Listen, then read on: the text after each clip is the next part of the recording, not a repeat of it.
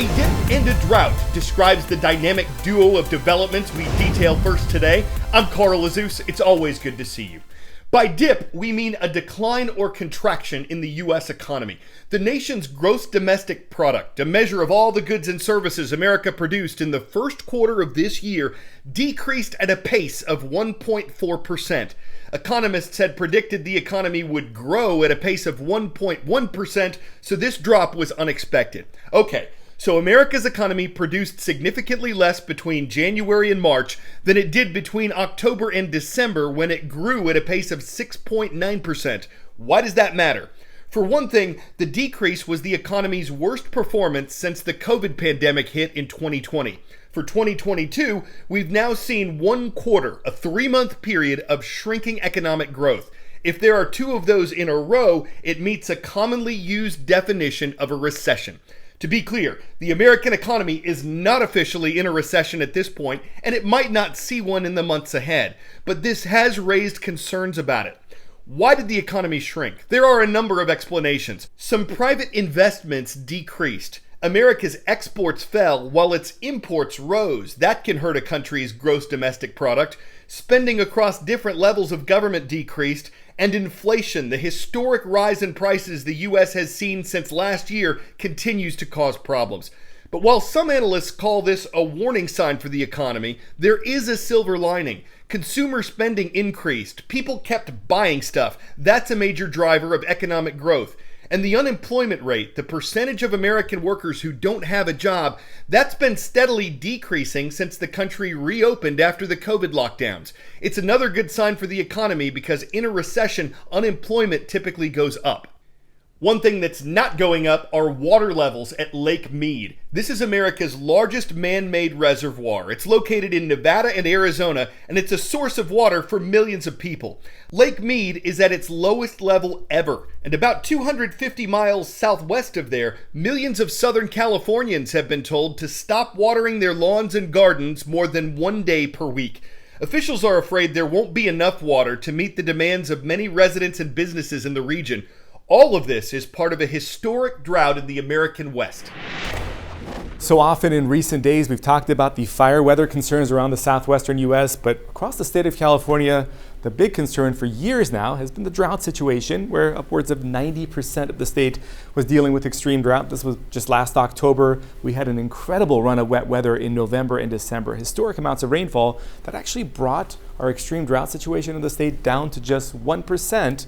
And then what followed was a very dry January, February, March, essentially going right back to our historic drought situation, which brought the extreme drought numbers from that 1% up to 40%, and the entirety of the state dealing with at least some level of drought. So really concerning setup, and mind you, this was in the heart of the wet season that is now beginning to taper off. In fact, look at the reservoirs across the state.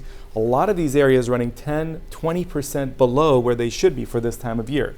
Say Lake Oroville, 53% current capacity, that should be closer to 70%. Work your way towards Pine Flat, sitting at about 48% of current capacity. That number should be closer to 81%. So very dry situation. And there has been wet weather, but unfortunately a lot of it locked in across the Pacific Northwest. With that said, an incredibly dry start to the year. Look at these areas, very densely populated regions. San Jose, San Francisco, on into Santa Rosa, Monterey, only 8, 9, up to 16-inch rainfall deficits again in the wet season. So a concerning start here as we head on into the dry season. 10-second trivia. Which of these objects represents the largest number? Asteroid belt asteroids, species of fish, trees on Earth, or Milky Way stars? Scientists estimate there are hundreds of billions of stars in the Milky Way, but trillions of trees on Earth. I couldn't believe that either, but it seems those trees and other natural wonders can have a healing effect on people. According to the U.S. Centers for Disease Control, 40% of American adults have at least 2 chronic diseases. They might include high blood pressure, mood disorders, heart problems, diabetes. According to the American Psychological Association, lower stress, better moods, better brain activity, and possibly even overall happiness can all be linked to spending time in the great outdoors. That's why there are dozens of programs that prescribe nature as a potential form of healing. Nature is everywhere. We can find it in the most unexpected places, and nature is health. Park Prescription, or PARX, is Canada's national nature prescription program. What the physician or nurse does is they sit down with the patient and they figure out what kind of nearby nature is in their community, and then they work with them together to come up with a plan where they can incorporate nature time into their everyday lifestyle. Some cherry tomatoes.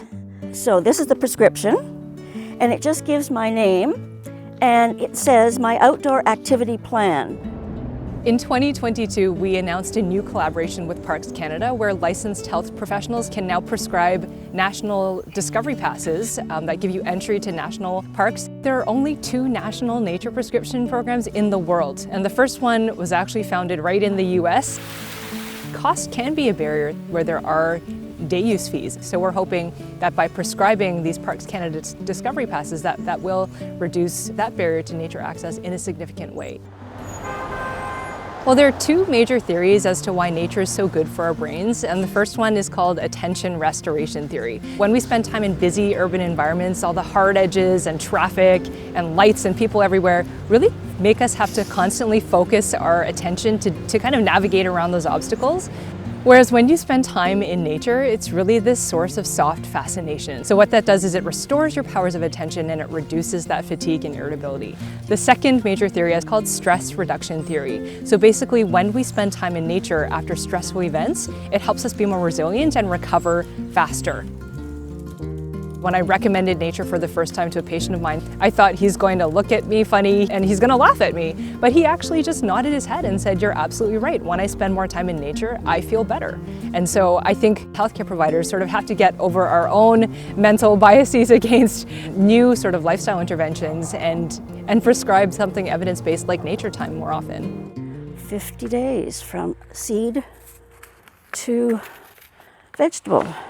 I think the prescription helps in that it says this is a good thing to do, this is worth the effort to do. You need to get out of doors and just be surrounded by the greenery and by nature. I want people to know that nature should be a non-negotiable. The thing about heading outside is that you tend to start to naturally be more active. You'll feel calmer, you'll feel less depressed, less anxious. I think it's just a great way to deal with the stresses of modern life.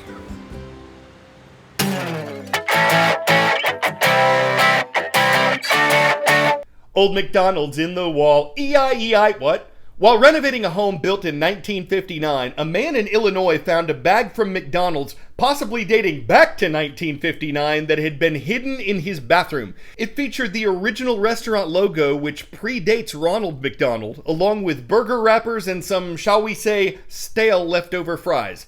Don't know if he tried one. He said they didn't have any smell.